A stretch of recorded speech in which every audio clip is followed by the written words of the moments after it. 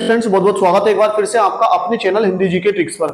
आज के इस वीडियो में हम जानने वाले हैं पदार्थों का भौतिक वर्गीकरण, यानी हमारी साइंस की बिल्कुल जीरो टू हीरो वाली जो सीरीज है, इसका ये सेकंड वीडियो होने वाला है। पहला वीडियो ऑलरेडी हम कंप्लीट कर चुके हैं, अपलोड कर चुके हैं। आई होप आपने देख लिया होगा, नहीं देखा है डिस्क्रिप्शन में आपको लिंक मिलेगा, वहां से क्लिक करके देख सकते हैं। पहले वीडियो में हमने बात की थी पदार्थ के बारे में, साथ ही साथ मैंने आपको बताया था पूरा पदार्थ का हम कैसे कैसे क्लासिफिकेशन करने वाले हैं, कैसे हम शुद्ध पदार्थ अशुद्ध पदार्थ के बारे में पढ़ने वाले हैं, भौतिक वर्गीकरण रासायनिक वर्गीकरण कैसे होता है, क्या करने वाले हैं। तो आज के वीडियो में हम यही जानने वाले हैं पदार्थों का भौतिक वर्गीकरण, यानी फिजिकल क्लासिफिकेशन ऑफ मैटर्स, यानी पदार्थों का भौतिक वर्गीकरण। ये इस वीडियो में हम जानने वाले हैं। देखिए, भौतिक वर्गीकरण तीन तरीके से होता है, ठोस, द्रव और गैस में। बाकी जो नेक्स्ट वीडियो हमारा आएगा उसमें हम इन तीनों अवस्थाओं के बीच जो अंतर होता है वो अंतर को हम जानेंगे। तो आज के वीडियो में सबसे पहले हम बात करेंगे किसके बारे में, ठोस के बारे में। देखिए, ठोस क्या होता है। मान लीजिए मार्कर मेरे पास ठोस। अच्छी, यहाँ पर आपको दो बातें जाननी है। पहली बात कि कोई भी वस्तु जितना स्थान घेरती है वो उसका आयतन होता है। कोई भी वस्तु जितना स्थान घेरेगी वो उसका आयतन होगा। ये बात आपको बहुत अच्छे से ध्यान रखनी है।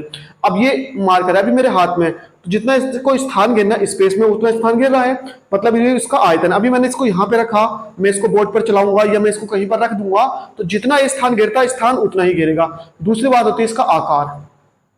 आकार क्या होता है, जो इसकी बनावट है। तो देखिए, अब ये कहीं भी रहे मार्कर, जितनी जगह इसको घेरनी उतनी ही जगह घेरेगा।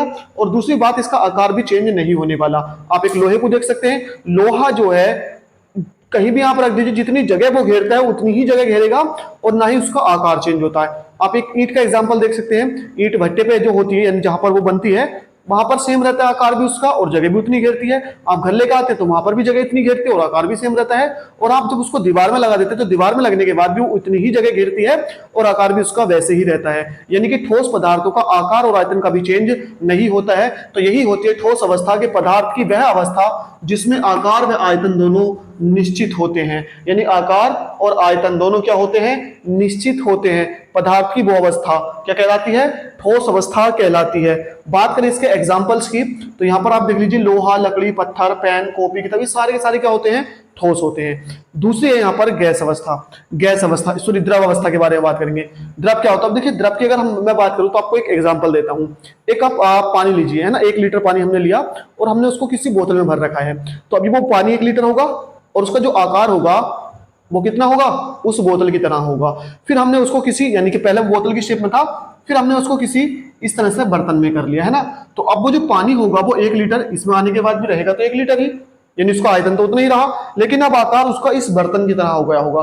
तो पानी को आप जिस भी बर्तन में भरते हैं उसी के आकार का हो जाता है, लेकिन उसका आयतन जो, अगर आपने 1 लीटर लिया है तो 1 लीटर रहेगा, 2 लिया है तो 2 रहेगा। तो इसका मतलब क्या होता है कि जो द्रव होता है उसका आकार जो है वो चेंज होता रहता है, लेकिन उसका आयतन सेम रहता है। तो बस यही होती है द्रव अवस्था, पदार्थ की वह अवस्था जिसमें आकार निश्चित और यानी आकार अनिश्चित और आयतन क्या होता है, निश्चित होता है। ध्यान रखना, आकार जो होता है लिक्विड का वो चेंज होता रहता है, जिस भी बर्तन में भरोगे उसी के आकार वो ले लेता है। तो आकार होता है अनिश्चित और आयतन होता है निश्चित। ये होती है द्रव अवस्था। एग्जाम्पल देख लीजिए, पानी, दूध, पेट्रोल, डीजल, है ना, तेल, ये सारे के सारे क्या होते हैं, लिक्विड होते हैं, ये सारे के सारे द्रव होते हैं। बात करते हैं गैस के बारे में, गैस अवस्था। तो देखिए, गैस अवस्था में क्या होता है, मान लीजिए हम परफ्यूम लगाते हैं, कोई भी गैस होती है, अगर उसको आप थोड़ा सा खुला छोड़ दें वो पूरे में क्या होती है, फैल जाती है। तो सबसे ज्यादा जो फैलती है वो कौन फैलती है, गैस फैलती है। क्यों, क्योंकि उसके कणों के बीच आकर्षण नहीं होता है।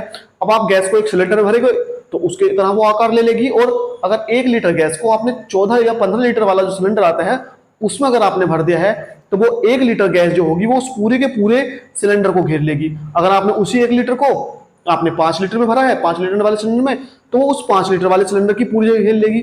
और अगर आपने उसी 1 लीटर गैस को किसी कमरे में भर रखा है तो वही 1 लीटर गैस पूरे के पूरे कमरे की बराबर जगह ले लेगी और उसका जो आकार होगा वो भी कमरे की तरह होगा। यानी गैस क्या होता है, आपको जिस बर्तन में भरोगे वो उस बर्तन को पूरा भर देती है, पूरे का पूरा घेर लेती है। यानी उस बर्तन का आयतन ही गैस का आयतन होता है। तो गैस का जो आयतन होता है और जो आकार होता है वो हर एक बर्तन के लिए अलग अलग होता है। यानी कि जो पदार्थ की अवस्था होती है जिसमें आकार और आयतन दोनों क्या होते हैं, अनिश्चित होते हैं, वो कहलाती है गैस अवस्था। आप एग्जांपल देख लेते हैं, वायु, है ना, हाइड्रोजन, ऑक्सीजन, नाइट्रोजन, है ना, फ्लोरीन हो जाएगा, आपका क्लोरीन हो जाएगा, आर्गन, न्यून, सारी की सारी गैसेस हैं। किसी का भी एग्जांपल ले सकते हैं। तो ध्यान रखना है, पदार्थ की वो अवस्था जिसमें आकार और आयतन निश्चित होते हैं, ठोस अवस्था। जिसमें आकार अनिश्चित और आयतन निश्चित होता है वो द्रव अवस्था, और जिसमें आकार और आयतन दोनों ही अनिश्चित होते हैं वो गैस अवस्था। अच्छा, पदार्थ की जो चौथी अवस्था होती है वो होती है प्लाज्मा। ये बात आपको ध्यान रखनी है, पदार्थ की चौथी अवस्था प्लाज्मा। और पदार्थ की पांचवी अवस्था कौन सी होती है? बोस आइंस्टाइन कंडेंसेट होती है। पदार्थ की चौथी अवस्था प्लाज्मा और पांचवी अवस्था बोस आइंस्टाइन कंडेंसेट होती है। ये भी पूछा जा सकता है। एक बात ध्यान रखना है आपको, पदार्थ की देखिए तीन भौतिक अवस्थाओं के बारे में बेसिकली हम पढ़ते हैं, ठोस, द्रव, गैस, चौथी प्लाज्मा और पांचवी बोस आइंस्टाइन कंडेंसेट। नेक्स्ट जो इसका वीडियो आने वाला है उसमें मैं आपको बताऊंगा इन सारी की सारी अवस्थाओं में जो डिफरेंस होता है, किसका घनत्व ज्यादा होता है, किसमें आकर्षण बल ज्यादा होता है, किसमें अंतराणविक स्थान अलग होता है, किसकी गतिज ऊर्जा ज्यादा होती है। ये सारे के सारे टॉपिक जो है हम नेक्स्ट वीडियो में डिस्कस करेंगे। तो आई होप वीडियो आपको पसंद आई हो, लाइक शेयर करना ना भूले। थैंक यू फॉर वॉचिंग, मिलते हैं नेक्स्ट वीडियो में।